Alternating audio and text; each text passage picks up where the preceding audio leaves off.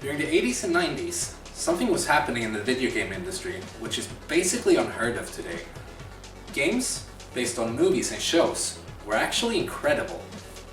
We got games like Goonies 2 and Batman for the NES. Great games like Aladdin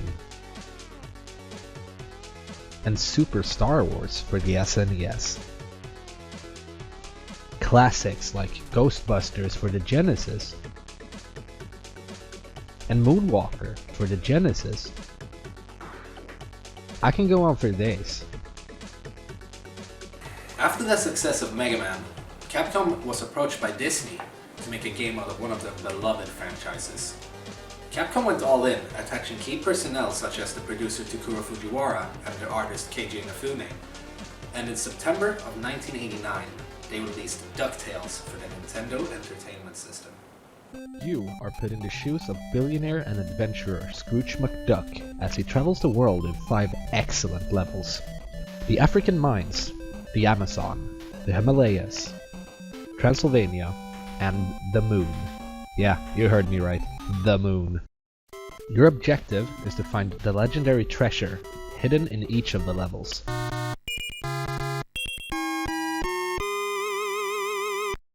Just like Mega Man, you are free to choose in which order you play the levels, and in this game it's displayed as Scrooge playing around on a huge computer. Throughout your journey, you'll find different power-ups such as ice creams to increase your health, and you'll also find diamonds. Lots and lots of diamonds. Your diamonds are counted towards increasing Scrooge's fortune and will affect the ending of the game. Yup, you heard me right. The game has multiple endings.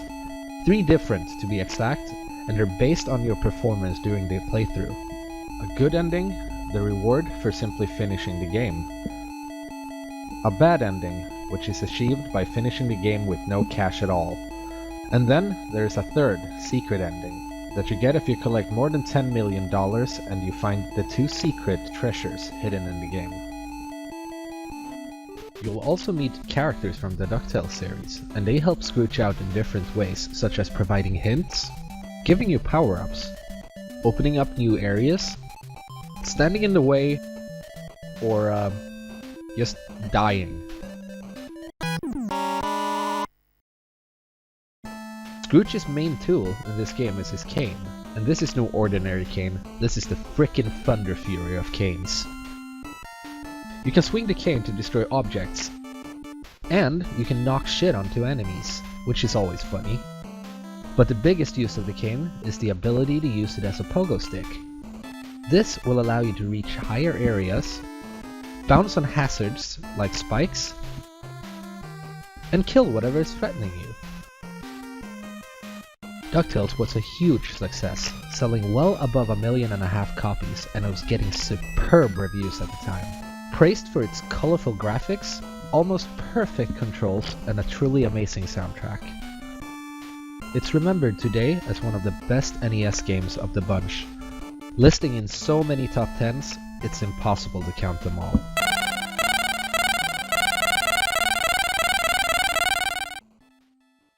Now DuckTales for me, it's just pure nostalgia. I loved the show as a kid. I had the comics, I had the figurines, I had everything. And I remember when I was about 5 years old, me and my dad, we went to the local gaming store, and straight away, DuckTales caught my attention. I remember putting it into my NES for the first time, and my mind was blown. The graphics were perfect. The sprites, amazing. You knew that was Scrooge McDuck. You knew the enemies were bad for you, because they all had little angry faces, and just love the attention to detail right there. Even the music was sublime. The stage music for the Moon has been voted one of the best chiptunes ever, and according to me, it's not just one of the best chiptunes ever, it's one of the best songs ever. It's the one playing in the background right now.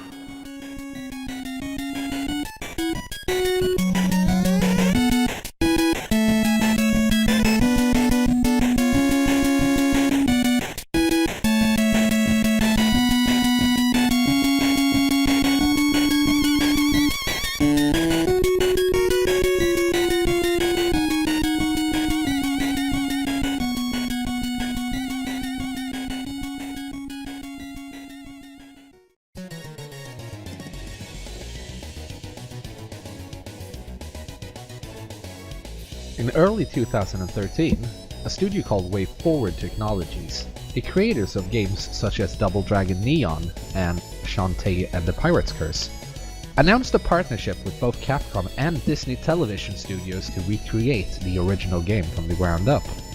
And they did both the game and the show great justice, releasing Ducktales Remastered in the summer of 2013 for the PlayStation 3, Wii U, and the PC.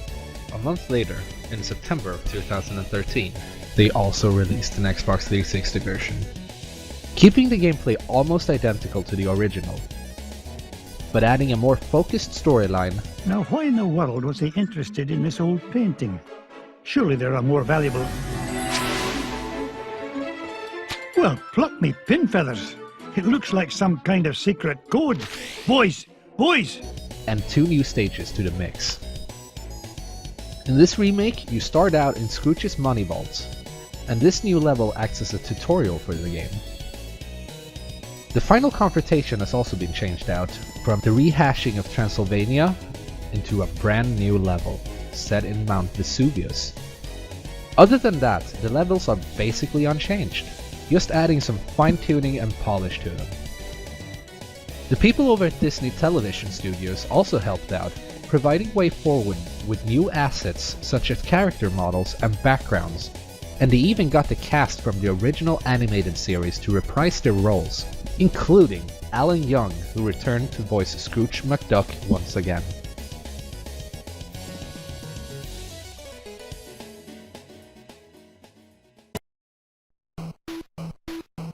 And let's not forget about the DuckTales jingle. The original game has it, and it's perfect.